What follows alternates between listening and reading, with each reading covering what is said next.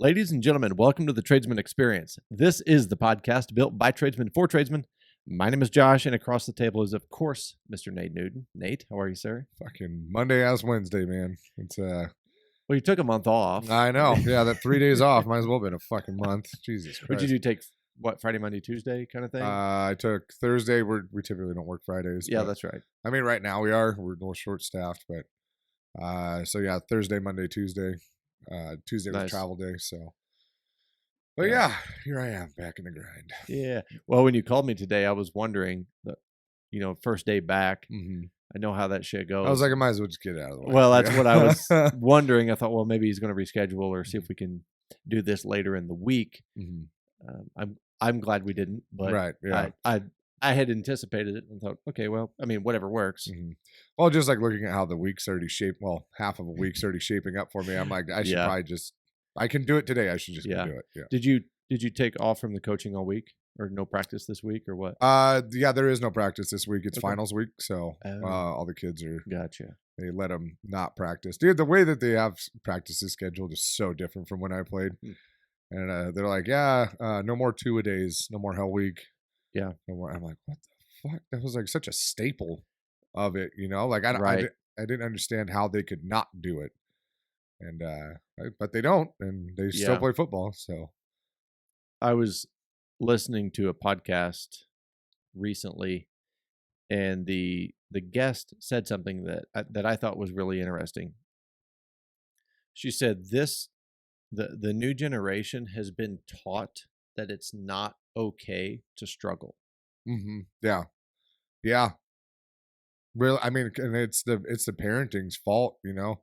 They want their kids to not have to go through the trials and tribulations that they did, Mhm. but they seem to realize that that's what made them who they are. You know, Yeah. they want to provide with their kids what they never had, Mhm. instead of teaching them the things they never knew. I was having a conversation recently, and the concept of the participation trophy culture, Yep. the participation trophy culture got brought up because it was relevant to the conversation that we were having about the people in the company. And I think that concept has bled over beyond just that generation. Right. You know, I think that concept has really tainted like my generation, even some of the old timers, you know, some of the graybeards, the baby boomers that are still working. It has affected them because that culture is not the hard driving that they were. So they don't feel the need to give or gift knowledge. Right. They And- take everything to the fucking grave with them. Right. And it's because, well, if they want it, they can fucking learn. And I understand that. And I Mhm. think that they should have the ambition to learn.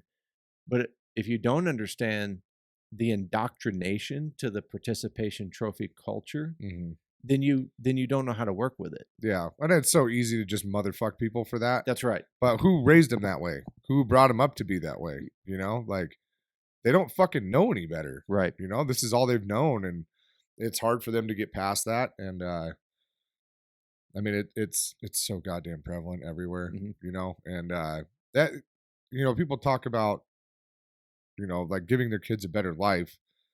That's admirable. Like I do appreciate that. But you give your kids a better life by giving them the ability to be better people as they go on. And if your kids are never exposed to adversity, how are you going to be able to teach them how to overcome adversity? You know, adversity is going to show up no matter how soft a culture gets or how laid back everything becomes. Hard times are fucking coming. It's on the fucking horizon. We all see the iceberg. It's fucking coming. And there's going to be some people that they're not going to be able to figure it out, you know? Like, I think poverty's bad enough as it is right now. Like, there's something looming on the horizon that's going to have to fucking snap people into shape, or the whole fucking ship's going to go down. You know, we can't keep operating the way we do. So, no, I mean, not at all. I'm not smart enough to know exactly what's wrong and exactly what's right. But when you look at how complacent the human species has become, that scares me. Right.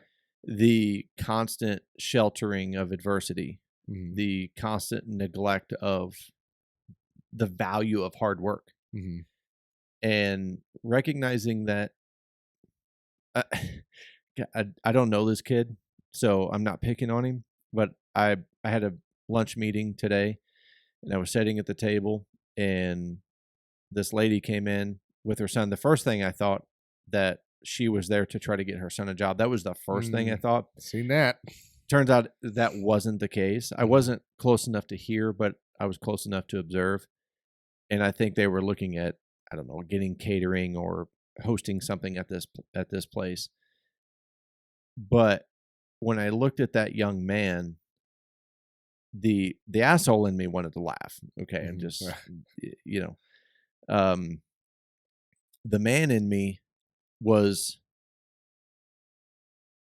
ashamed, disappointed, and scared, because this young man was the epitome of what is rewarded as of how to live, right? And you could tell he'd never done anything physically difficult in his life. And the entire time, his mother, I don't know, maybe it's his captor, I don't know, but his mother, right, was engaging in conversation, which was probably 20 minutes plus, buried in the phone screen. Yep. Not learning, not listening, not engaging, and I sat there and it's like one of those things where you don't want to be prejudiced just by how someone looks, but that generation, if you looked at them and said, okay, if everyone like that young man was in the military, where would we be? Fucked. And it, and that's part of what I mean, like, that scares me. And again, you could also tell that not only had he never done anything physically hard, and obviously I'm making a bunch of assumptions on observation, but my other assumption is he's been completely sheltered from adversity, right, his entire life. Yeah, and I mean, what are you doing? Yeah, and we've said that before. The hardest thing that's ever, the worst or hardest thing that's ever happened to you is the worst or hardest thing that's ever happened to you. And trying to compare apples to oranges at that point. When we look at our generation, and like, we weren't allowed inside the house during the day, and it was like, and now that's all they do is stay in the house. They don't ever fucking leave. They have this little safety net of everything, and this fallacy of safety, right? It doesn't fucking exist.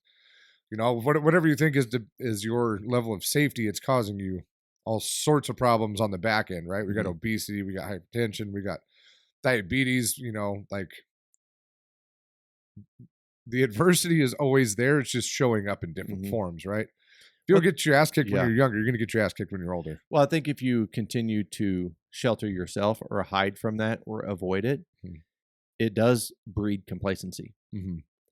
And then at the same token, this type of person wants the same promotion, the same reward, same compensation, same recognition, same appreciation, and wants to state that they have the same value as someone that is overcoming adversity, that is working towards growth, performing. The performance. And when you reward that equally, that's what is toxic to a culture. Yeah. Well, I think that's a pretty good segue into what tonight's topic is too, because that motherfucker gets a vote and everything, doesn't he? Yeah. So you and I were, as we always do, because we don't have normal conversations. I know I'm not mentally capable of having a normal. You want to talk about the weather? Yeah, normal conversation. So usually when you and I, we were up at Virginia City, and we were just talking about work and positions, and just how the workforce is changing, the workload is changing, you guys' schedule, the fluctuation, and it's what a lot of people are experiencing. We were sitting there, and I said, something that Jocko says, and I'm a avid student of Jocko, is the enemy gets a vote. And it always cracks me up when every once in a while, either I say something or somebody says something, and you just like you become not obsessed, but hyper aware, hyper aware of that piece of information. And when we were talking about it, the fact is, and that's his quote, and that's he says, and it's part of war strategy, is the enemy gets a vote.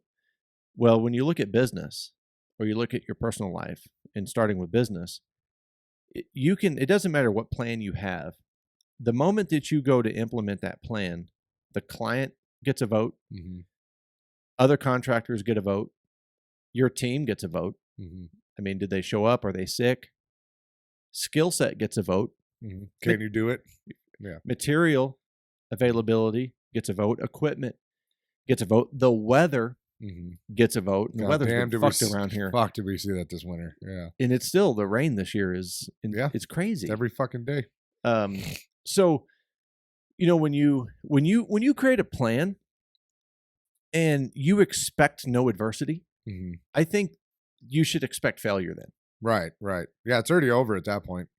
If you expect everything to go the way you expect it, that sounds redundant, but if you think everything's going to go the way you expect it to go, you're so fucking wrong, man. You're so fucking wrong. I mean, we talk about that like schedules all the time. We talk about it. We're like, the moment you make it, it's fucked. Doesn't fucking matter, but at least we tried. Right. We got some sort of baseline to work off of, but I think a lot of people, once the hammer starts to fall, and once we run out with our awesome plan that's going to save the fucking world and we're going to make so much money on this job, you factored adversity into that absolutely zero. Like I've come to realize that, especially on my end, on the bidding side, the allowance of contingency time that I put in there has saved our fucking asses on a couple of things. But then there's also the jobs where you're trying to bid them narrow and you don't put that adversity time in there, and fuck, was that the job where you needed it. Right. And you're trying to be a fortune teller at that point, but I mean, give yourself some fucking grace when it comes to this stuff, Yeah, you have to accept the fact that there's going to be there are going to be constraints. Right? Something is going to come up in the plan that gets a vote that's going to derail, or at least slow down. God forbid it completely fucking stops it. But something is going to happen. Right. And that's with building a team. That's with building your fitness. That's with building your finances. Right? Any plan that you have, it's okay to have a plan. I think it's healthy to have a plan. It's important to have a plan. But the moment that you start to implement, if you're not expecting adversity, if you're not expecting some level of constraint, and then when it happens, you become emotionally disruptive. Yeah. Because you were so in love with your plan and your idea that you expected all other variables to fall in line and just allow you to implement this perfect plan. Right. And I think having the ability to detour on the fly, like a lot of people want to call it putting out fires, right? I'm putting out fires all the time. It's because my plan got fucked up, so I'm putting out a fire. I think a little better way to look at it is like, oh, I'm creating detours. Like, we're going to get around this, whatever it is, we're going to fucking handle it. And then we're going to get back on path again, right? We're going to get back on track and try and continue what we were doing. And with the expectation that that's probably going to happen multiple times throughout the journey, especially if you're dealing with, month-long projects, year-long projects, a lot of the projects that we've dealt with, especially on the, commercial housing, multifamily units, big apartment complexes, dude, the job is not even off the fucking ground yet. There isn't even a contract signed and we're already creating detours and shit, dealing with funding and fucking permits and whatnot.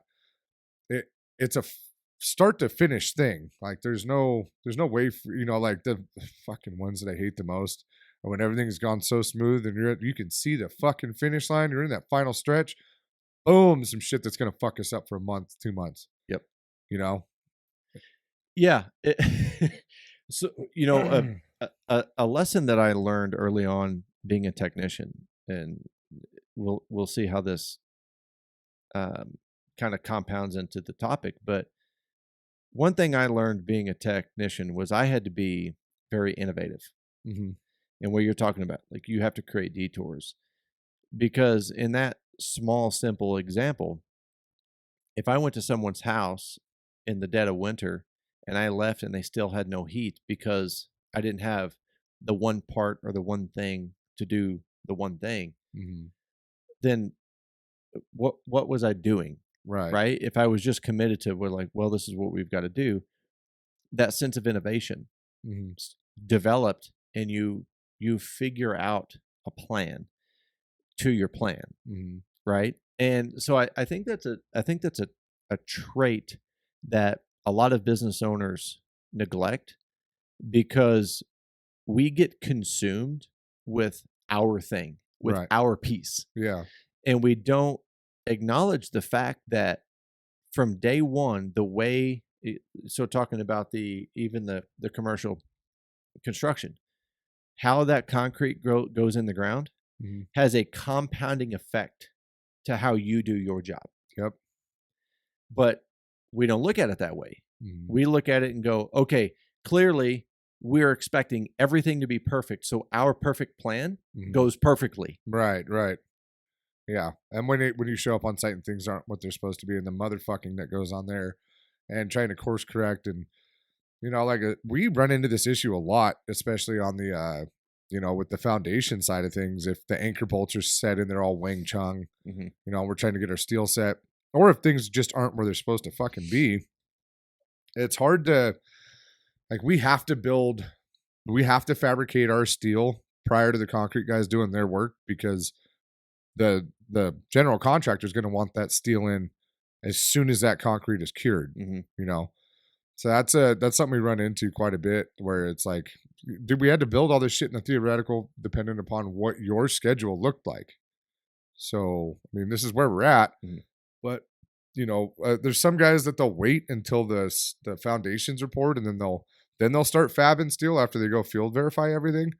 And I'm like, that's going to be 3 weeks to a month before your steel shows up, then, depending on the size of the project, right? And especially a lot of those bigger custom homes we do. Mm-hmm. There's a lot of stiffeners, a lot of studs, a lot of shear tabs. Like, there's a lot of fucking shit welded on these beams. And, they want to point the finger and be like, oh, hey, yeah, you need to do this, this, and this, because we want to stick to the schedule. And then we show up and the elevations are missing by 3 inches because the fucking wall was poured too shallow. And it's like, they're like, well, why did you go ahead and build it then? Well, why the fuck didn't you make sure your concrete went where it's supposed to go? And so, like, us trying to detour around that, if we have to do splice connections, or if we have to cut things down shorter, like, who's fiscally responsible for that point, right? And then it turns into a game of fucking money, and I hate that shit with a white hot rage. Fighting with people over money, over work that we did that has to be done based on the things we were asked to do. Mm-hmm. And that whole bickering back and forth of, well, you should have done this and you should have done this. It's like, okay, well, that's why you got to get everything in writing. Everything's got to be in a fucking email, man. I swear to God. It's like, well, I called you and told you this. Oh, okay. So, all right, I'm going to sidebar on that real quick, because it's one of the things that I teach about the difference between communication and transfer of information. Mm-hmm. And we're going to use the lack of transfer information as a vote. Yeah, right. Exactly. That is their vote in your shit, right? Yeah. So when you do have a conversation, whether it's on the phone or whether it's face to face, Zoom, I don't give a fuck. And when you have communication, you always follow up with a method of transfer information. Mm-hmm. Email, text message, whatever. That way you have that paper trail, but you also have that confirmation, because when you look at how people interpret information, you end up with different writings. Right, right. Okay, so part of that transfer of information and confirmation is confirming the fact that both of you, or all parties involved, interpreted the conversation the same way. If you and I have a conversation about schedule or material, whatever the details are, when you get off the phone, that 30 seconds that it will take me to jump on my phone or computer and say, hey, Nate, just here's an email about the topics that we discussed. Look it over, add anything that I missed or misunderstood. Appreciate your time. Confirm or deny. Yeah. And so utilizing that sense of transfer information. So I was doing I did a lecture at the Western Nevada College last week, and I got into the topic of the difference in communication and transfer of information. I said the simple way to understand it is, if it doesn't involve emotion, it's not communication. It's a simple transfer of information. Right.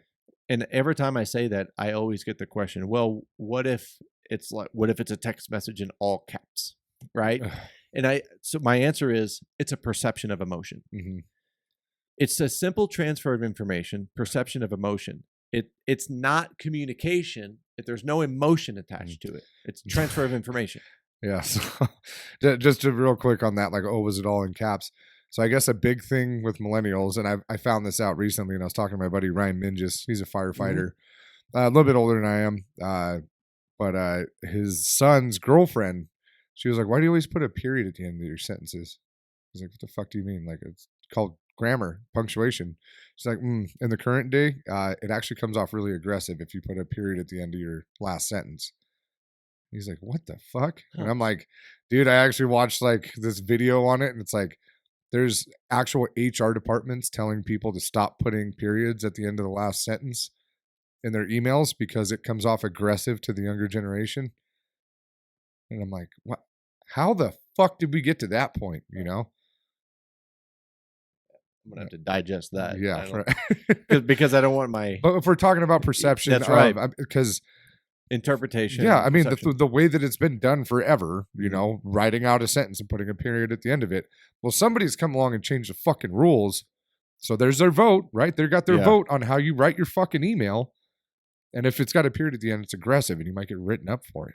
I thought that's what the 3 exclamation mark is exclamation. I'm not good. Usually if I just write "fuck you" in all capitals, that's usually, you know, the best way to show that I'm being aggressive, right? I like when you're aggressive. Yeah. Is anybody else turned on? I am. I can hear the boners pinging right now. Yeah, that's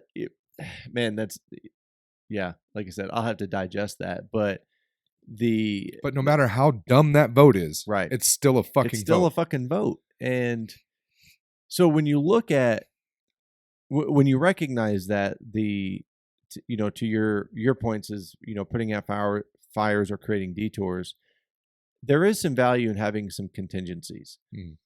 And the weather is a great example of contingency. The pop-up flash floods that we've had over the last couple of weeks, that your guys can't go out into the field and put up a 30-foot steel beam with a lightning storm. What? I mean, it'd be a pretty interesting day, but yeah. No Benjamin Franklin's on this team. Right. But the contingency is, all right, what do you do when that plan is shot to shit? Yeah. Well, and then especially for like in the public works arena, and we're dealing with LDs and we're already down to the wire because whoever did what, you know, we're the last guys in. How is weather never factored into LDs on jobs? Dude, we ran into that. We did that Clayton Middle School job. The wind, because they were doing lead abatement from all the paint on the school. And so the abatement got shut down over and over and over and over again. You guys lost like 17 days. Yeah, 17 working days, yeah. Right. And they refused to grant it to us on the back side of it. And it's like, well, we were running off of your operational procedures. Yeah, like you got your guys' abatement very clearly states that while working in the school, you cannot abate and there was somebody standing out there with a wind meter. It's like a little fan on a fucking little electric block, and it's a velometer. Yeah, that thing. For Velociraptor. Yep, got it. So that but we were shut down per their regulations and then refused to grant us days on the back end. So I mean, we were working like 18 hours a day, 7 days a week to get that job done. And so, unfortunately, their vote, when they have the money, their vote's a lot louder than your fucking vote is, right? Yeah. And when you're trying to address this stuff mid-stride, and then so they didn't want the lead paint shit floating around, so we're out in the middle of fucking thunderstorms, pouring rain, fucking trying to put these gigantic steel panels in. Nobody really seemed to care about the safety threat there, right? But this lead paint that's been on the school for the last 100 fucking years, that's the problem, you know? Yes. Yeah. That's their vote. Right. And, you know, one of the points that I want to continue to bring up is recognizing what is your strategy and what is your tactic in reacting to these constraints. Right. Because again, if you have everything invested into this one plan, this one idea, when, not if, when that gets changed or shut down or derailed or postponed, you're now responsible for how you react to that. Right. And I think that's part of business growth, business maturity, leadership maturity, understanding constraints, understanding communication. It also gives you data for foresight. You've experienced it before, and now you can look at it and go and have that conversation about the weather. You can look, everybody's got a 14-day forecast right now. Yes, there are times of the year that don't matter. We're experiencing that. Yeah. Right? Matt got stuck in a hailstorm on the bike. And a mudslide. And did he get stuck in the mudslide? Yeah, he had to like fucking detour around the backside of Carson to try to get over to because it blocked it right where the Century Theater is. Yep, that's right. There was like 2 foot of mud just right in the middle of 395. So what did the radar say that day? Clear skies, no chance of rain. I mean, it's the Eastern Sierras. Yeah, I don't even know why they try. Yeah, it's its own. You know, it creates its own weather. But you still have to have that ability to evaluate and strategically react. And like I said, I want to continue to bring that point up because it's so easy to be frustrated. And I'm not saying that you shouldn't be frustrated because I get frustrated too. I had a guy no call, no show me yesterday. Yeah. My rule though is 10 minutes. If you don't show up in the meeting in 10 minutes, gone. You're gone. It's done. I'm already on to the next thing. But that's a contingency for me. Right. I have this grace period and then I have a contingency. Right. And I'm going to commit to the next thing now. But I also don't get pissed and go, well, there's a fucking an hour or 2 hours or whatever, you know, that's gone, that's shot. It's like, okay. Yeah. Now what? Now what? Okay, I can work on this. I have this contingency. So being able to control and understand how you react and respond and learn because I want to circle back to one of your points because it becomes a shift of accountability. Yeah. Well, I mean, because that's exactly what we do, right? When shit gets fucked up, well, the fucking framers did this, the fucking concrete guys did that, and it's like, well, you still got to get this shit done, right? Like, so how are we gonna fix it? You know, like the Clayton Middle School job for us, it was all right. We're working 18 hours a day. You know, we did whatever it took to get it done. You know, right? And that we were down to the wire so much that we probably could have been a little more insightful about that. But, you know, definitely a good learning lesson for us, especially dealing with the school district. That was the first one. That was the first one. We had never dealt with them before. So, you know, we walk through those halls a little differently now, you know, than we did. And we're like, okay, you know, we kept doing that. Okay, well, tomorrow's going to be better. Tomorrow's going to be better. Tomorrow's going to be better. And it's like, well, at what point do you stop waiting for it to be better instead of implementing something to make it better? That was my point. Hope is not a strategy. Right. You can't hope tomorrow's going to be better and do nothing about it. You can't hope that the job's going to go better, that the schedule is going to get better and do nothing about it because you want to focus on the problem and instead of focusing on the solution. And the solution is accepting the problem, identifying the problem and moving into what do we need to do now? And the shift of accountability is interesting because, I mean, it's no secret. Nobody wants to be accountable today. Right. So when you work in these multifaceted, whether they're organizations or job sites or whatever, that gets shifted around a lot. And you get pushed, the accountability gets pushed, but the expectation stays the same. Right. So our example to the weather, you know, the accountability got shifted, but the expectation was the same. There was no negotiation. There was no compromise. There was no change in the expectation, regardless of the vote. Right. So you have to look at it and go, okay, so if you're going to shift accountability to me, I'm going to ask you to kind of walk me through what's going on and help me understand what I've done to get to this point, so I know what to be accountable for. Right. Instead of it being a pissing match, being like, well, you guys weren't here. Well, the concrete guys fucked this up. Well, the framers are waiting on you here. Well, the weather was this.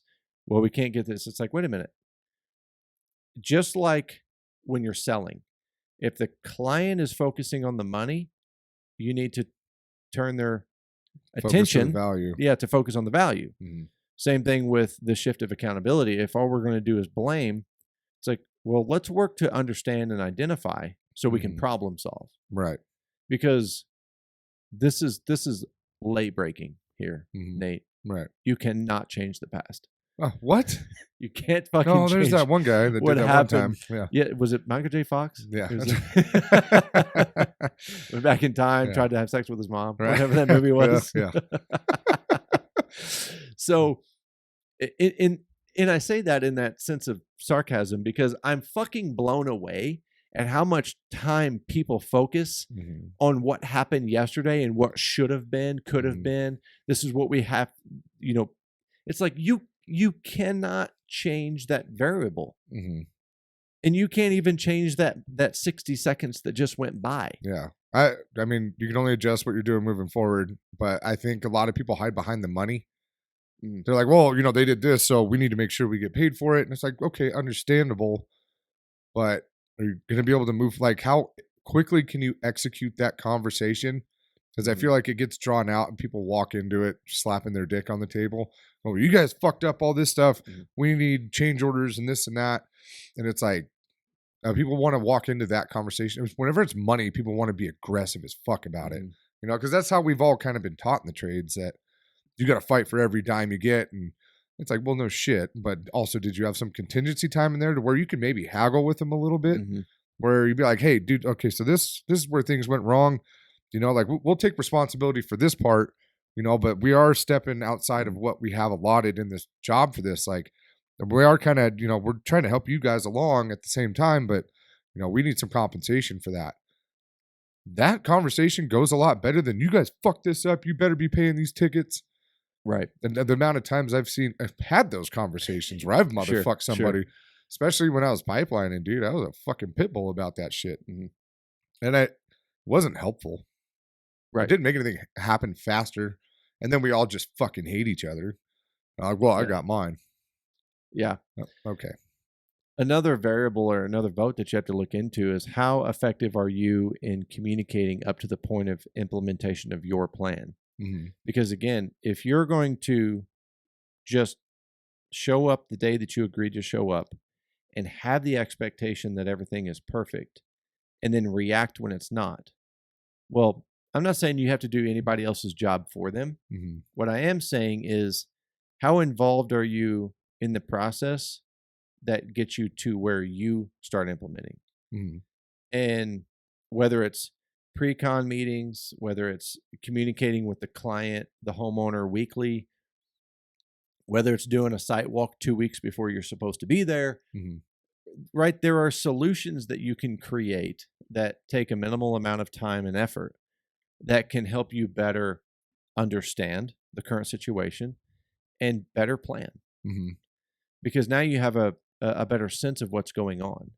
The communication, in the, again, a little bit smaller part is, and so this happened to me with when I had the handyman business, because I was running like 3-4 weeks out, and I think it was a realtor, and I quit working for realtors because realtors think that when they call, you should be there, like fucking rubbing a lamp and a genie pops out. Ooh, yeah, I get a lamp from the rub. Ooh, hello, oh, baby. I might show up pretty quick for that. But so it didn't fit my business model. But I had this conversation with this realtor, and they said, yeah, we want you to go to this address and do this work. I told them 2 to 3 weeks. I said, okay, great. And I had failed to communicate with them in that gap. And when I showed up to the house, somebody was there doing the work already. Oh, the shit. Same day that I was scheduled to be there, but they didn't communicate with me. I didn't communicate with them. I did no confirmation right? They were on the schedule because I know if I put it on the schedule, I'm going to be there. Right. Well, not everybody thinks that. They don't know that, you know? So my plan was, yep, it's on the schedule for this day. I'll be there at this time and I'll do this work. And then I just shelved it until that day got there. And when I pulled in, there were a couple guys working. I was like, hey fellas, you know, how you guys doing? You know, I'm here to work on this. And they were like, oh, that's what we're doing today. And I was like, huh. Awesome. Cool. Right. On to the next. Yeah. Okay. So again, I could have been like, God damn, fucking drove all the way here, pulled my rig all the way here, got all this time invested, and just had a shit fit about it. Right. Called up the realtor, chewed their ass about it for not communicating, when reality was I did nothing to ensure that that day at that time that my plan was going to be implemented. Right. They'd voted to pick somebody else. Right. Right. And I thought it was funny that they just happened to be there the same day. You know, the same time. So they were just calling anyone and whoever could get their fastest wins. Right. Right. And I was like, I don't want to fucking deal with that. That's not my ideal client. Right. Right. But when you look at that on large scale, it's the same thing. Right? What are you doing to ensure that your plan is as implementable? Yeah. Is the word implementable? Is now. Is now as possible. Yeah. And I you know, I think one of those things that we've really started to see, especially in the custom home market, is that they don't really provide schedules, you know, look aheads or anything like that in that custom home market. So there's sometimes where, you know, we fabricated steel and it's been sitting up in the yard because we knew it was going to be a while before they poured stem walls. And then we get a phone call like, hey, stem walls are done. And we're like, fucking since when? Like, when did you start forming? You know, any of that kind of stuff, because it's a lot easier for us to go out in the field, pull measurements, and field verify where they plan on putting things instead of solidified concrete and trying to move shit after they've done that. So it's like, if you guys let us know beforehand, we'll go field verify where they're setting their anchor bolts at, you know, and that'll make everybody's life easier. So it's like, at least with the vote of the concrete guys of them doing whatever the fuck it is they do, we can at least go veto that vote if we go out there and find shit's in the wrong fucking spot, right? Yeah. So what I hear is there's not a clear expectation of communication, right? And simply, I sell I sell a job to you. Let's just say you're the superintendent or whatever, or the PM. One of the things I'm going to get us to agree on or simply ask is, would you rather me communicate with you once a week or once every 2 weeks between now and the time we do the work? Because I know a 10-second text message will save me thousands of dollars of labor, LDs, fucked up material, whatever, all of the other constraints that come into play. And also I know now that if I message you, you know, every 10 days, and then you call and say, hey, the stem walls are poured, we need you here tomorrow, I'm going to say, where was the communication every time I reached out to you over the last 9 weeks? Right. Because there's no way that you showed up to work and went, oh shit, the concrete guys are here, I better call the steel guys. Yeah. You're not a fucking goldfish, right? It's not 50 first dates on a job site. Yeah, although that's how a lot of people operate. Yeah, but that's where they get their deferral of liability, right? Right. Is that, you know, they get they love having that gray area there to bail them out. And it sucks when you're a contractor that takes what you do so seriously and you put so much pride behind your work and doing things right and doing things effectively and efficiently. And then you get out there and that's the game that gets played. Yeah. You know, that gray area that everybody's kind of swimming in. Well, why didn't you do this? Or why wasn't this like this? And it's like, dude, we would have had these conversations with you guys, but you guys ran out here and just did all this work without us knowing. I wish people understood that looks worse in the eyes of the owner or the client than if you were to actually be a fucking accountable. Right. And if you set a schedule, set something tentative. Right. Right. Hey, we're looking to set steel the week of the 10th. Right. we're looking to have the concrete poured the week of the 8th. We're looking to, whatever it is, give me something tentative. And we ended up firing up a home builder because no matter how many conversations we had with them, they had this one fuckface foreman that would call and say, "Hey, we need you guys here tomorrow. They're hanging drywall Friday." I'm like, yeah, it doesn't work like that. Fucking knew. Like, why are you waiting the day before? Like, you don't run our company. You don't run our schedule. Right. Well, because they don't have any control of their job sites. I think part of it's ego. Yeah. And living in that gray area that you're talking about. Yeah. And I think a lot of like superintendents nowadays, for one, they don't take ownership of their job sites, but the way that they run their job site is just to drive by the site and they see a truck there working. They're like, all right, we're working. And essentially they're allowing their subs to run the job for them. It's so like, what are we paying you to do? So I'm gonna take that example. I'm gonna turn it into business, because there's a lot of business owners that operate the exact same way. You wouldn't let your team, you would not let your employees to run the business, right? Without structure, without everything that you and I always talk about, right? You wouldn't allow that. You're not going to be so hands off and only be hands on in the face of a problem. Why in the fuck didn't you guys do this? You said you were supposed to be here. I need you here today. So when you look at leadership and you look at business operation, you can't pilot this thing with a drive-by attitude. You know, so whether you're a business owner, a leader, a superintendent, a job foreman, whatever it is, you have to have that sense of ownership. What if you were the owner? If you owned the company, how would you behave in that position? Right. And if you own the company, how would you expect that person to behave in that position? Taking on that sense of ownership and accountability, it's first of all, it's okay to not know, right? Something you and I were talking about before, and you said, I don't know is a lot better answer than yes, when it ends up being the wrong answer. Yeah. So it's okay to not know. It's okay for things to change. Right. Because again, if you're forcing me to be reactive instead of proactively communicating where we're working and even building a tentative schedule, it fucks up everything else.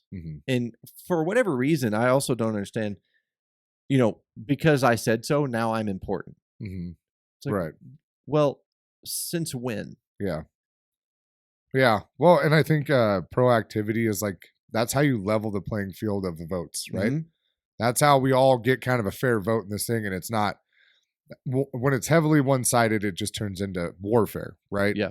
But when we all are proactive about it, we communicate, we know what everybody's doing, all of our votes are pretty much leveled out. So, yeah. So here's something that's proactive and building on communication is the examples that you've given is, you know, the concrete guys go in and or the framers or whatever, and then the steel's got to set and something's off. If the concrete foreman communicated and said, "Hey, would you care to be here when we set the embeds?" What are you going to tell them? Yep. You're not going to say, "No, that's not my fucking job. Just make sure they're right to the print." Dude, I will fucking camp out the night before. Sleep in the back of the truck. Make sure we don't miss like the buying fucking an truck. iPhone. Yeah. Yeah, but that's my point. But because there's no proactive communication and there's no cross-pollination between trades and, you know, and subs, right? It becomes this finger-pointing, cutthroat bullshit of blame. And, you know, when we would do a new construction house, I always asked to meet with the plumber and the electrician. Always. Because I don't want those guys tearing my shit down. Right. I really don't want to put something in their way. I really didn't. I wanted to understand what they had, what their thoughts were, what I needed from them, what they needed from me. And I didn't rely on the, you know, the foreman or the superintendent.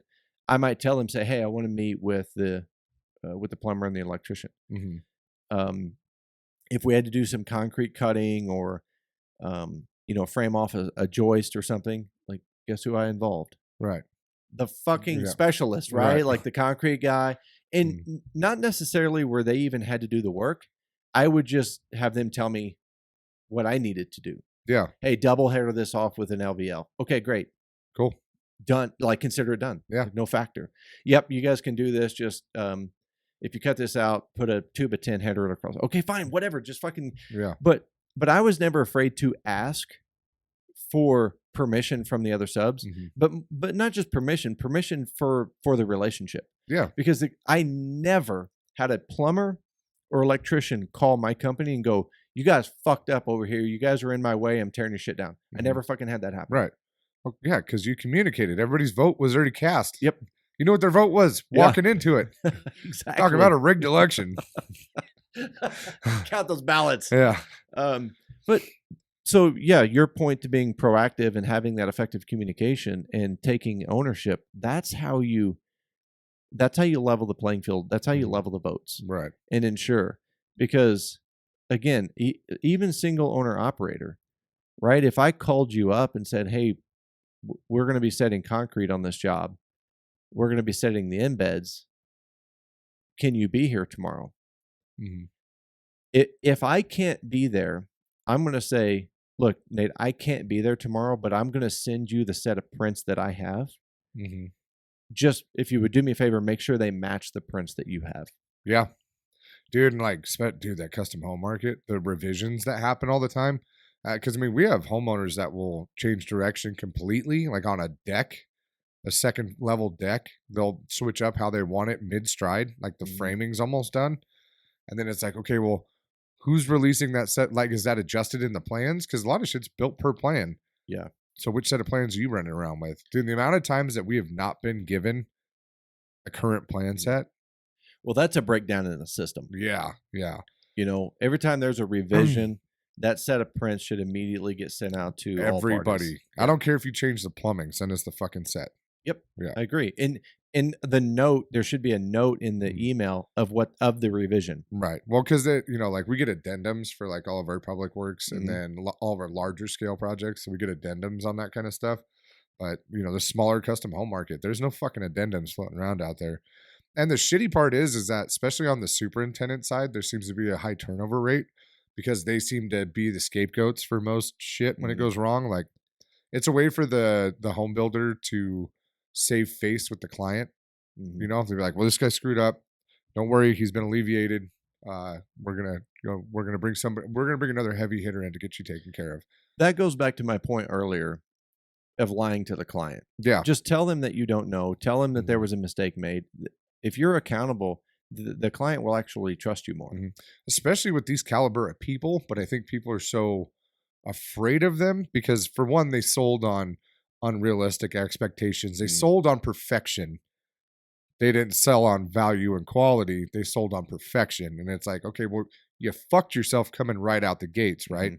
So now their vote's going to mean a lot more when we get down to building something. Well, you guys said that you got 30 years of experience and that that whatever, you run a tight ship. And then that kind of takes their ability to be wrong out, or to not know out as well, So I think that a lot of, like, in this market, people fuck themselves that way. Yeah, that's interesting. I always like when you say something and my brain's like, you need to chew on that for a minute. But no, it's I think the reality is, since the theme of the conversation is everybody gets a vote kind of thing. How you decide, the vote that you make on how you're going to solve these problems, how you're going to approach the situation, how you're going to effectively communicate, how you're going to implement systems, how you're going to fucking show up every day, that's a vote. You have to make that vote. And if your decision is to be so in love with your plan that you're willing to neglect everything else that's possible, you're going to be upset a lot. Right. Yeah. You're just going to be angry all the time. All the fucking time. Yeah. Because the schedule didn't go right. They didn't do what you say. The weather fucked you up. It's the wrong material. Look, man, shit happens. Yeah.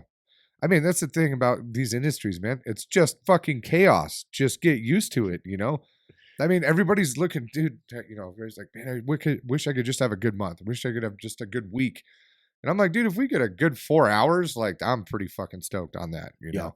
So, and it's just like, you got to realize that that's what your job is. Mhm. Your job is trying to control the chaos, and you're going to fail every day. You're going to fuck it up, but that's just kind of the way that these industries operate. Mhm. You know, like there's a ton of moving parts. There's so many different people involved that do very specified things that you can't wrangle all that in and everything goes smoothly. It's just not going to work that way. Do some people move smoother than other people? Absolutely. Like we have some home builders that are so outrageously proactive and they're fucking great to work with. Like we're all about it. And you know, it's a lot easier for us to accept responsibility for our shit when they're that proactive. Mhm. It's like, okay, cool. Then we must have fucked something up. We'll go through, double check, but we're like, yeah, okay, that's on us. We're gonna take care of that. Like, don't worry about it. That goes so much fucking better. You Ab- know? Absolutely. Yeah. Switching gears. Mhm. Who wants to come work for Battleborn Welding? Yeah. Yeah. Yeah. We are definitely we're in the market for a new field foreman. So it is a producing position. So you'll still be working, but you're going to be orchestrating the jobs that you're on. Fortunately, Nick has some new opportunities in his life, and he's going to capitalize on those. So, you know, we're definitely looking, and we're looking for people that, you know, we're looking for skilled tradesmen as well. Mhm. We need people that can run. If they're D11 certified, that's great. We can get them D11 certified. That's not a big deal. But yeah, I mean, more than anything, it's all about attitude. But people that are, you know, if you got ironworking background, that's huge. Mhm. But you gotta be pretty smart, and you gotta have a good attitude to be around us, and you gotta have thick skin too. We talk a lot of shit, so. But yeah, we're just like, we've done enough of the greenhorn stuff. We've got a greenhorn coming on already, so we're not really looking for anybody Mhm. in that position. Like we'll always keep a greenhorn around, but we're looking for people that are proficient, good to go. You know, of course, there's going to be some onboarding stuff that's going to happen to make sure that, you know, you're up to date with all of our procedures and stuff. Mhm. But yeah, I mean, the we are hiring sign has officially been Yeah. lit. So I wanted to bring it up because the last time we did, you were lucky enough to get Garrett. yeah, you yeah. know? And Garrett, come back. dude, have you seen the shit he's been getting? Yeah, to he's been up in Oh, Alaska fighting man. fires up there, Fucking badass, riding around in dude. helicopters all Yeah. day. Yeah, I like that, dude. I'd like Yeah. to get to see him again sometime, but Yeah, yeah. So, you know, last time we talked about it on here, you guys were we got a winner. lucky enough. Yeah, you did. So, and somebody might want to move. Yeah. Right. Somebody Yeah. might want to relocate. Yep. And we got plenty of shit coming down the fucking pipe right Yeah. now too. So we got a couple of really big custom homes that are on the horizon. We're still waiting for contracts on them, but it's looking good. So that we got some commercial stuff going on, some Nice. industrial stuff, and a lot of custom fab shit too. So we like creativity, problem solving because you know people bring in some one-off shit. You know, like Grant just got done. Did these? I guess I don't know if it's Polaris or who, but somebody's making one of those utility side by sides with a full-on fucking party package suspension underneath it with like Fox with external reservoirs, and like the thing's it boogies, you know, and it's already on like 31-inch tires, but it's got the tilt bed on it, but it also has AC heater. What? Yeah, dude, it's fucking like, talk about like the ultimate hunting rig. Like, so we built. Isn't that called a Jeep? Yeah, right. Dude, this thing goes so much faster than a Jeep on the dirt. But you know, Grant just built a badass rack. It's got a lockable gun cabinet on it with a big rack to tie down their dog kennels for when they're out bird hunting. And then like there's just like all these little knickknacks and doodads. The guy came in, knew what things he wanted it to be able to do, and then it's still got a function. He still wants to be able to tilt the bed with it and everything. So it was yeah, it was an That's cool. interesting build. So, but Interesting. yeah, so shit like that, like Yeah. you got to be able to look at things and figure out how to build them. Mhm. You know, there's a lot of shit that we build that doesn't have prints. So, but it gives you creative freedom. Yeah, I was gonna say, outside of the structural game, does anything you guys build have prints? Not really, dude. We do so much weird shit. Yeah. Yeah. But I mean, it keeps things interesting for the guys, you know, like, yeah, do we make money doing it? Sure. Is it our bread and butter? Fuck no. But, you know, nobody wants to just sit in there and fucking process I-beams all day. Mhm. You know, it's good to mix it up and move people around. And, get them out in the field, get them in the shop, you know, do a little mix of everything, and it seems to keep everybody pretty happy. So good.